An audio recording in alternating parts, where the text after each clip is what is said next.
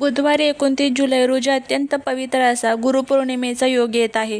आपल्या संस्कृतीत गुरुपौर्णिमेला अनन्यसाधारण महत्त्व आहे. कारण हा दिवस महर्षी वेदव्यास यांचा जन्मदिवस म्हणजेच व्यास पौर्णिमा म्हणून देखील साजरा केला जातो. या दिवशी आपण आपल्या गुरुबद्दल, मातापित्यांबद्दल आणि ज्यांच्याकडून आपल्याला ज्ञान मिळते त्या सर्वांबद्दल कृतज्ञता व्यक्त करतो. आजच्या व्हिडिओमध्ये आपण पाहणार आहोत गुरुपौर्णिमेचे धार्मिक आणि आध्यात्मिक महत्त्व. या दिवशी काय करावे, काय टाळावे, कोणत्या चुका चुकूनही करू नये आणि त्याचबरोबर आपल्या मुलांची अजिबात जर तुमची प्रगती होत नसेल तर प्रगती व्हावी यासाठी, नोकरी व्यवसायात यश मिळावे यासाठी, त्यांच्या आयुष्यातील अडथळे, नजर दोष आणि विघ्न दूर व्हावीत यासाठी आईने गुरुपौर्णिमेच्या दिवशी करायचे एक अत्यंत प्रभावशाली आणि सोपा उतारा आपण आजच्या व्हिडिओमध्ये बघणार आहोत. त्यामुळे व्हिडिओ हा स्किप न करता शेवटपर्यंत पहा. जर तुम्ही या चॅनलवरती नवीन असाल तर चॅनलला सबस्क्राईब करा आणि कमेंटमध्ये श्री स्वामी समर्थ लिहायला अजिबात विसरू नका. या पवित्र दिवशी काही गोष्टी आवर्जून केल्या पाहिजेत आणि काही चुका टाळल्या पाहिजेत. सर्वात प्रथम गुरुपौर्णिमेच्या दिवशी सकाळी लवकर उठून स्नान करावे.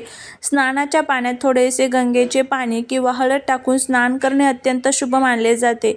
या दिवशी आपल्या घरातील आणि मनातील स्वच्छता महत्त्वाची आहे. आपल्या मातापित्यांच्या आणि गुरूंच्या चरणांना स्पर्श करून आशीर्वाद नक्की घ्यावेत, कारण आई वडील हेच आपले पहिले गुरु असतात. घरात श्री गुरुचरित्र किंवा सत्यनारायणाची पूजा करावी अर्थात दत्तात्रेयांची उपासना करावी.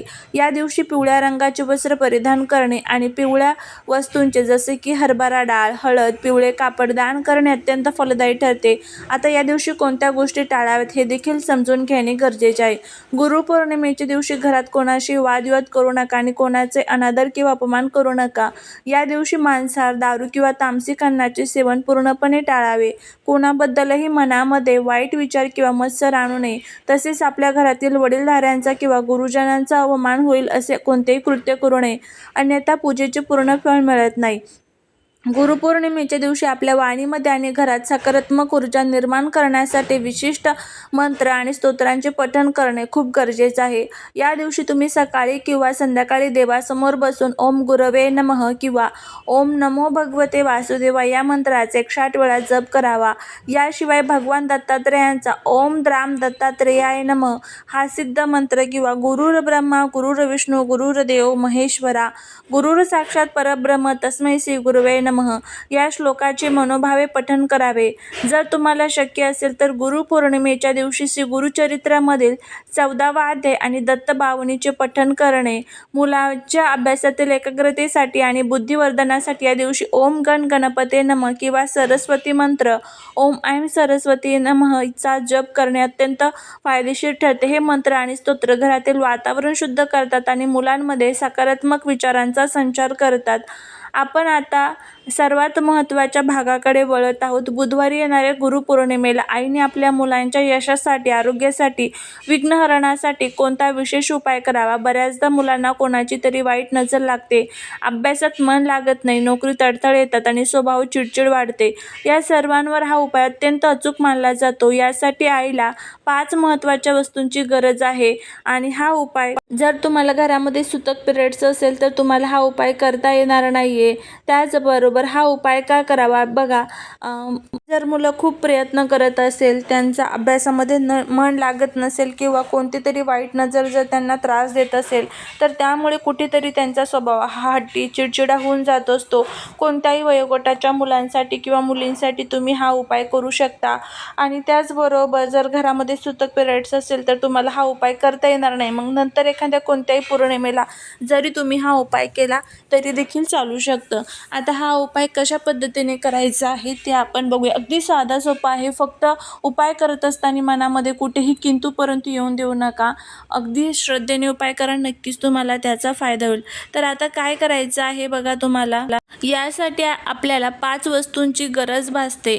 पहिली वस्तू म्हणजे चिमूटभर खडे मीठ जे सर्व नकारात्मक ऊर्जा शोषून घेते. दुसरी वस्तू म्हणजे 2 ते 3 लसूण, वाळलेल्या लाल मिरच्या, ज्या वाईट दृष्टीचा प्रभाव नष्ट करतात. तिसरी वस्तू म्हणजे थोडीशी काळी मोहरी, ज्याला आपण राई म्हणतो, जी विघ्न आणि दोष दूर करते. चौथी वस्तू म्हणजे एक छोटीशी अळकुंडाची काडी किंवा चिमूटभर हळद, जी गुरुग्रहाला मजबूत करते आणि यशाचे मार्ग मोकळे करते. आणि पाचवी वस्तू म्हणजे थोडेसे काळे तीळ किंवा कापूर, जे सर्व ग्रहांचे दोष शांत करतात. हा उपाय बुधवारी गुरुपौर्णिमेच्या दिवशी संध्याकाळच्या वेळी, सूर्यास्ताच्या वेळी किंवा रात्री 8च्या दरम्यान करायचा आहे. उपायाची पद्धत खूप सोपी पण शास्त्रशुद्ध आहे. आणि या पाचही वस्तू आपल्या उजव्या हातात किंवा एका प्लेटमध्ये घ्यायच्या आहेत. त्यानंतर आपल्या मुलांना किंवा मुलींना पूर्वेकडे तोंड करून बसवायचे सांगायचे आहे. आईने स्वतःच्या हातात या वस्तू धरून मुलांच्या डोक्यावरून पायापर्यंत घड्याळाच्या काटा फिरतो त्या दिशेने क्लॉकवाईज म्हणजे 7 वेळा आणि उलट्या दिशेने अँटी क्लॉकवाईज 7 वेळा उतारा करायचा आहे. म्हणजे सर्वात प्रथम क्लॉकवाईज 7 वेळा फिरवायचं, त्यानंतर अँटी क्लॉकवाईज 7 वेळेस फिरवायचं.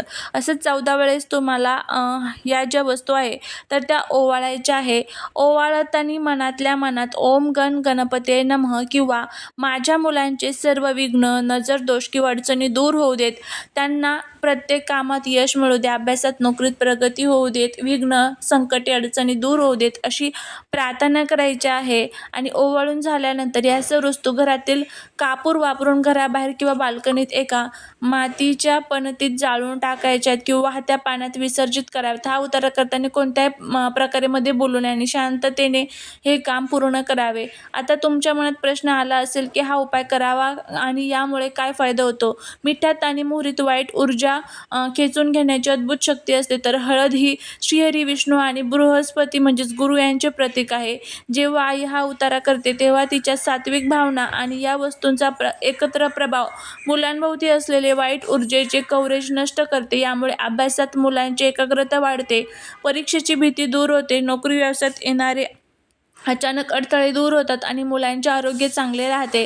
सर्वात महत्त्वाची गोष्ट म्हणजे हा उपाय मुलांसाठी आणि मुलींसाठी दोघांसाठी तितकाच प्रभावी आहे. यासाठी वयाची कोणतीही अट नाही. तुमचे मूल लहान बाळ असो, शाळेत जाणारे मूल असो, कॉलेजमधील तरुण असो, अगदी 40, 50, 30 वर्षाच्या विवाहित पुरुष किंवा स्त्री असो, मुलगा किंवा मुलगी कितीही मोठी असली तरी आई आपल्या मुलांसाठी हा उपाय करू शकते.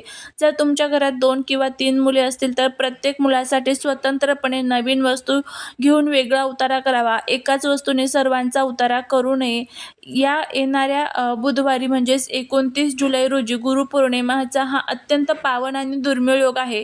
अजिबात वाया घालवू नका. आपल्या गुरूंचा, मातापित्यांचा आशीर्वाद घ्या आणि हा उपाय जो आहे तर तो आवर्जून करण्याचा प्रयत्न करा. नक्कीच तुम्हाला याचा खूप चांगला फायदा जो आहे तर तो बघायला मिळेल.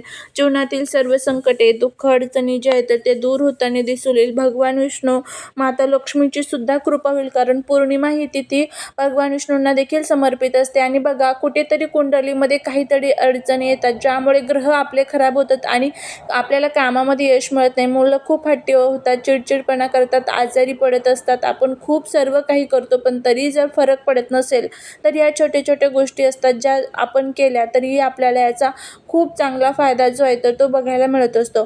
तर तुम्ही हा उपाय करून बघा. नक्कीच तुम्हाला याचा खूप चांगला अनुभव जो आहे तर तो येईल. फक्त श्रद्धेने करा, विश्वासाने करा, नक्कीच तुम्हाला त्याचा फायदा होईल. झालेली सेवा ही महाराजांच्या चरणी रुजू करते.